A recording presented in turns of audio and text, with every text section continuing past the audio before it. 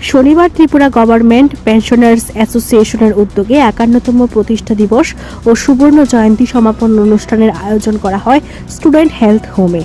উক্ত এই অনুষ্ঠানে উপস্থিত ছিলেন উড়িষ্যা হাইকোর্টের প্রাক্তন বিচারপতি শুভাশিস তলাপাত্র সহ সংগঠনের অন্যান্য কর্মকর্তারা। তার বাইরে যে ৮৯% শ্রমশক্তি আছে, তাদের প্রায় ৬০% হিসাব বা তাদের কর্মক্ষমতা হারিয়ে ফেললে তাদের জীবনযাপন কি করে হয় রাষ্ট্র সেটা জানে না, তারা নিজে হারিয়ে যায় গিয়ে সেখানে।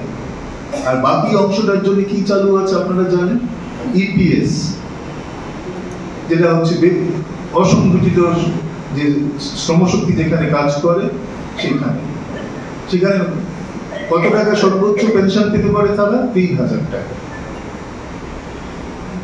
এইখানে প্রশ্নগুলো উঠে আসছে। আমরা কি বলেছিলাম, আমাদের সংবিধান এর ২১ নম্বর অনুচ্ছেদ মর্যাদাপূর্ণ জীবনের নিরাপত্তা দেয় তার নাগরিকদের। এখন যারা সরকারি কাজ করে এসেছেন তাদের নিরাপত্তার জায়গাটা যদি এই অবস্থা হয়, তাহলে রাষ্ট্র সম্পর্কে আমাদের আস্থার জায়গাটা কোথায় থাকবে? এখানে প্রশ্নটা হচ্ছে এইখানে। আপনারা তো শুধু আপনাদের দাবি করছেন না, এই অসংগঠিত ক্ষেত্রের যারা শ্রমজীবী মানুষ আছেন, যাদের আমরা ইনফর্মাল সেক্টর বলি, তাদের দাবিটাকেও আপনাদের সামনে আনতে হবে, কারণ তাদের জন্য বলার মতো খুব বেশি লোক নেই। তাদের কথাটাও আপনাদের বলতে হবে। একটা সময় ভাবনা চিন্তা করা হয়েছে, এখনো মধ্যে মধ্যে শোনা যায় যে এদের জন্য আমরা পেনশনের ব্যবস্থা করি। এইখানে একটা কথা হচ্ছে যে পেনশনের ব্যবস্থা করার কথা বলাটা শুনতে খুব ভালো শোনায়, অনেকটা সোনার গাঁয়ের মতো। এই ব্যবস্থাটাকে কার্যকরী করা, এর জন্য সরকারের যে দায়বদ্ধতা দরকার, তার জন্য একটা উপযুক্ত প্রশাসনিক পরিকাঠামো তৈরি করা, সেটা কি আমাদের দেশে আছে? সরকারি কর্মচারীদের তো তাদের সবাই কোথায় আছেন, কিভাবে আছেন, তাদের সরকারের অবসরের পরেও একটা জায়গায় সরকারের সঙ্গে একটা যোগাযোগ থাকে। এদের সঙ্গে কোনো ধরনের যোগাযোগ রাখার ব্যবস্থা নেই, কারণ যে সংগঠনগুলোতে বা যে কারখানাতে বা যে উৎপাদনের জায়গায় তারা কাজ করতে, তাদের কর্মক্ষমতা এত নিকৃষ্ট, মানে তারা তাদের খোঁজ রাখতে পারে। এক ভয়াবহ অবস্থার মধ্যে আজকে ভারতবর্ষ চলছে। যে কথাটা বলেছিলাম, যে প্রফেসর এপস্টাইন তখন বলেছিলেন, আমি তোমাদের বলছি যে এই সামাজিক নিরাপত্তা যদি না দাও, তাহলে মানুষ তোমাদের এই রাষ্ট্র ব্যবস্থাকে একদিন উপড়ে তুলে ছুঁড়ে ফেলে দেবে। আজকে সারা পৃথিবী জুড়ে যে অস্থিরতা চলছে, আপনারা ভাববেন না যারা রাষ্ট্র চালায় তারা খুব ভালো আছে। তারাও বিপদটা বুঝতে পারছে যে তারা প্রতি যে কোয়ার্টার বা ৩ মাসের যে একটি অংশ তৈরি হয় অর্থনৈতিক বছরের মধ্যে করের হিসাব করার জন্য, আজকে আপনি জানেন ভারতবর্ষের সবচেয়ে বেশি কর আসে অপ্রত্যক্ষ কর থেকে।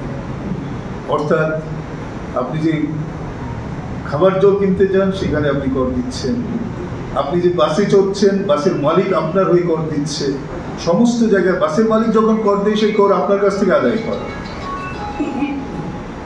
গত যে মার্চ মাস পর্যন্ত যে অর্থনৈতিক যে অংশটা গিয়েছে, যেটাকে আমরা বলতে পারি প্রথম অংশ, এরা বলে যে ফার্স্ট ফাইন্যান্সিয়াল কোয়ার্টার, সেখানে কত কোটি টাকা কর আদায় হয়েছে আপনারা জানেন? ৩২ লক্ষ কোটি টাকা। একটা সময় ভারতবর্ষের সার্বিক কর ৩২ লক্ষ কোটি ছিল,